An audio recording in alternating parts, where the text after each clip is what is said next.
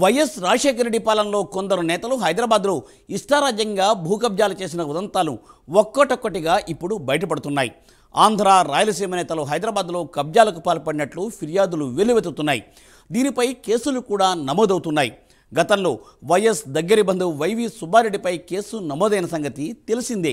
తాజాగా పాణ్యం మాజీ ఎమ్మెల్యే కాటసాని రాంభూపాల్ రెడ్డిపై కూడా ఫిర్యాదులు అందుతున్నాయి. దీనిపై ప్రైమ్ 9 స్పెషల్ స్టోరీ.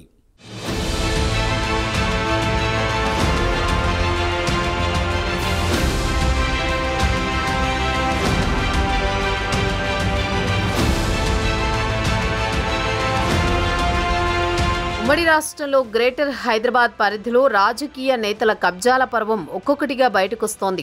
ఇటీవల క్రితం వైసీపీ నేత జగన్ బాబాయ్ వైవి సుబ్బారెడ్డిపై కబ్జా ఆరోపణలు రావడం తెలిసిందే. 200 కోట్ల రూపాయల విలువైన స్థలాన్ని కబ్జా చేయడానికి ప్రయత్నించారన్న ఆరోపణలపై వైసీపీ మాజీ ఎంపీ వైవి సుబ్బారెడ్డి హైదరాబాద్లో కేసు నమోదైంది. కొండాపూర్లో ఉన్న స్థలాన్ని కబ్జా చేయడానికి ప్రయత్నించారని అనిల్ రెడ్డి, నరసింహారెడ్డి అనే వ్యక్తులు ఫిర్యాదు చేశారు.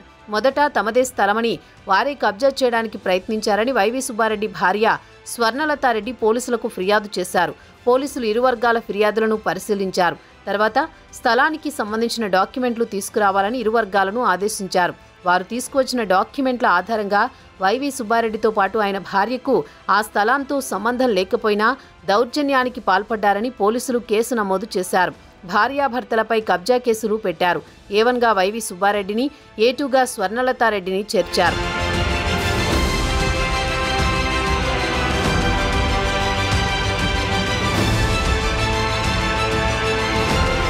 వైఎస్ రాజశేఖర రెడ్డి సీఎంగా ఉన్న సమయంలో హైదరాబాద్లో వైఎస్ కుటుంబ సభ్యులు భూదందాలు నడిపారని అప్పట్లో ఆరోపణలొచ్చాయి.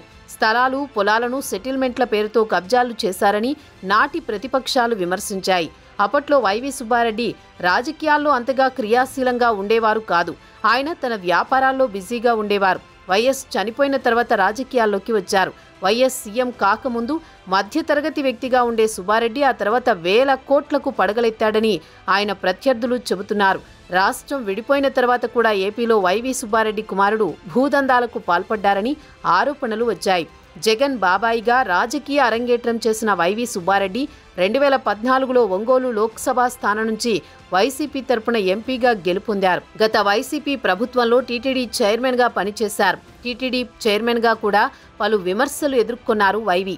ఒక్క వైవి సుబ్బారెడ్డే కాదు, చాలా మంది ఆంధ్ర, రాయలసీమ ప్రాంతానికి చెందిన నేతలు హైదరాబాద్ చుట్టుపక్కల స్థలాలను, పొలాలను కబ్జా చేసినట్లు ఆరోపణలున్నాయి.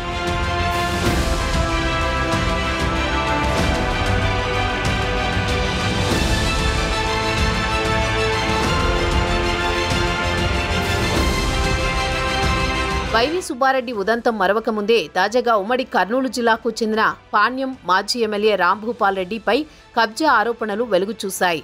గ్రేటర్ హైదరాబాద్ పరిధిలోని అమీన్పూర్లో రాంభూపాల్ రెడ్డి చేసిన కబ్జాల వ్యవహారం హైడ్రా దృష్టికి చేరింది.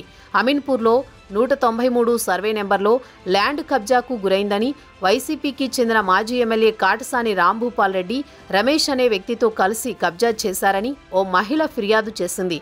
అమీన్పూర్లో కబ్జా చేసిన స్థలంలో చెరువు అవుట్ఫ్లో వెళ్లకుండా మొత్తం మట్టిపోసి ఎత్తు పెంచారని, దానివల్ల చెరువు నిండినప్పుడు అక్కడ ఉన్న రైతులు, స్థానికులు ఇబ్బంది పడుతున్నారని ఆరోపణలు ఉన్నాయి. కాటసాని రాంభూపాల్ రెడ్డి కబ్జా వల్లే అక్రమంగా వెలిసిన లేఅవుట్లు, కొన్ని వ్యవసాయ భూములు మునిగిపోయాయని ఆ మహిళ తన ఫిర్యాదులో పేర్కొన్నారు. దీంతో ఇది హాట్ టాపిక్గా మారింది. ప్రత్యేక తెలంగాణ మలిదశ ఉద్యమం ఊపందుకోవడానికి ఇలాంటి సంఘటనలు కూడా ఓ కారణమని రాజకీయ విశ్లేషకులు చెబుతున్నారు.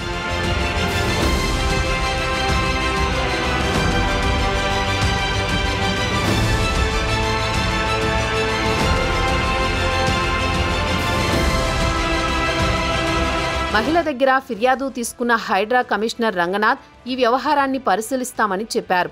దీనికి సంబంధించిన సాంకేతిక ఆధారాలు, గూగుల్ పిక్చర్స్, FIR కాపీలు హైడ్రా కమిషనర్కు అందజేశారు. ఆధారాలన్నీ పరిశీలించి తగిన చర్యలు తీసుకుంటామని హైడ్రా కమిషనర్ రంగనాథ్ భరోసా ఇచ్చారని తెలుస్తోంది. సెటిల్మెంట్లో భాగంగా ఆ స్థలాన్ని కాటసాని రాంభూపాల్ రెడ్డి రాయించుకున్నారన్న ఆరోపణలు చాలా కాలం నుంచి వస్తున్నాయి. తన స్థలం కోసం ఇతర స్థలాలన్నింటినీ మునిగిపోయేలా చేస్తూ అనేక ఇబ్బందులు పెడుతున్నారని స్థానిక నివాసితుల నుంచి ఫిర్యాదులు వస్తున్నాయి. ఇప్పుడు హైడ్రా కమిషనర్ ఏం చేస్తారో చూడాలి మరి.